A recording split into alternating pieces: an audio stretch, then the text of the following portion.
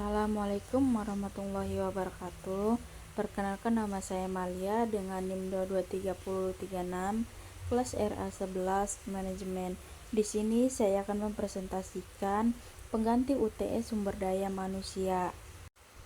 Baik, di sini saya akan menjelaskan tentang konsep dasar manajemen sumber daya manusia atau SDM.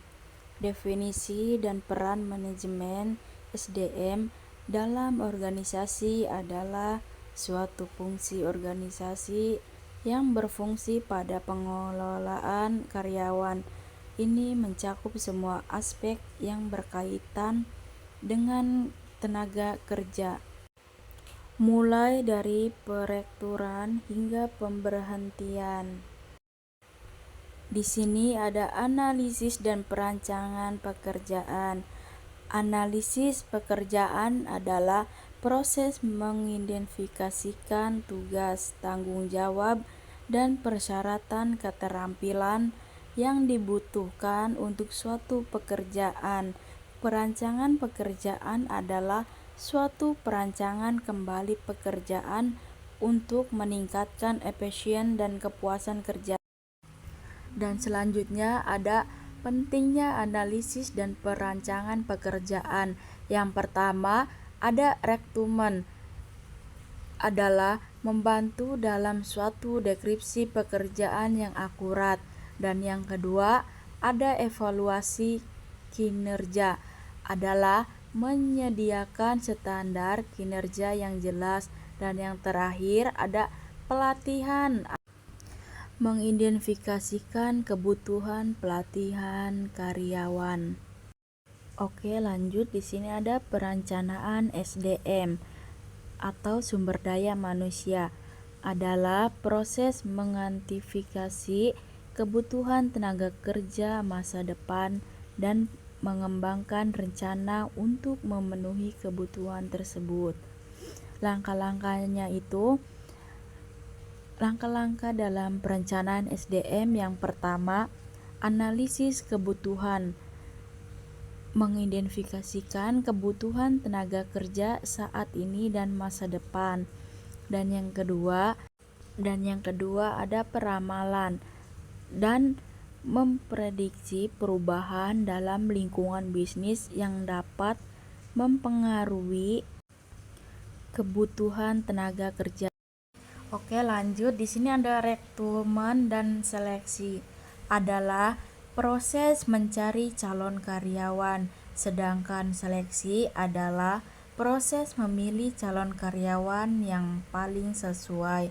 Tekniknya yaitu ada teknik seleksi. Yang pertama, wawancara, mengukur keterampilan komunikasi dan interpersonal. Dan yang kedua, tes psikologi, mengukur kepribadian dan minat. Dan yang terakhir ada tes kemampuan, mengukur keterampilan teknis. Di sini ada penempatan dan pemberitahuan, adalah proses penempatan karyawan baru pada posisi yang sesuai dengan keterampilan dan pengalaman mereka. Pemberhentian adalah proses mengakhiri hubungan kerja dengan karyawan. Di sini ada etika pemberhentian. Dan yang pertama ada etika pemberhentian, memberikan pemberitahuan, memberikan waktu yang cukup bagi karyawan untuk mencari pekerjaan baru. Dan terakhir, menjelaskan alasan, memberikan penjelasan yang jujur dan sopan dengan alasan pemberhentian. Lanjut, di sini ada pelatihan dan pengembangan SDM atau sumber daya manusia. Pelatihan adalah proses memberikan karyawan keterampilan dan pengetahuan yang dibutuhkan untuk melakukan pekerjaan mereka secara efektif. Dan yang kedua, pengembangan adalah proses membantu karyawan mencapai potensi penuh mereka. Di sini ada metode pelatihan. Yang pertama ada on the job training, pelatihan di tempat kerja, dan off the job training atau pelatihan di luar tempat kerja. Materi yang terakhir ada pengembangan karir. Pengembangan karir adalah proses membantu karyawan merencanakan dan mencapai tujuan karir mereka.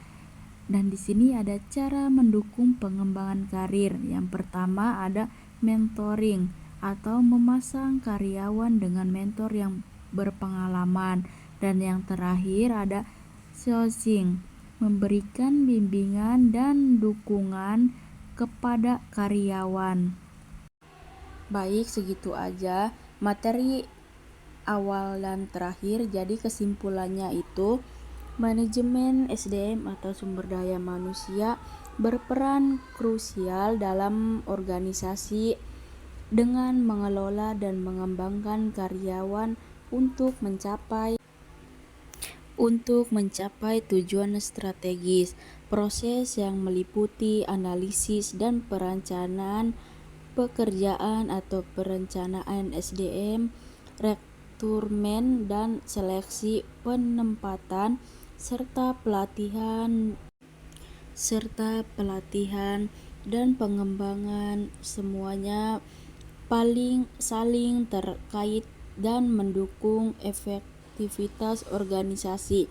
Selain itu, pengembangan karir karyawan harus didorong untuk memastikan pertumbuhan individu yang sejalan dengan visi perusahaan. Dengan demikian, pengelolaan sumber daya manusia yang baik tidak hanya meningkatkan produksi, tetapi juga menciptakan lingkungan kerja yang positif dan mendukung perkembangan profesional karyawan yang pada gilirannya berkontribusi pada keberhasilan keseluruhan organisasi. Baik, segitu saja yang saya jelaskan mengenai materi sumber daya manusia, dan ini referensinya. Cukup sekian dan terima kasih.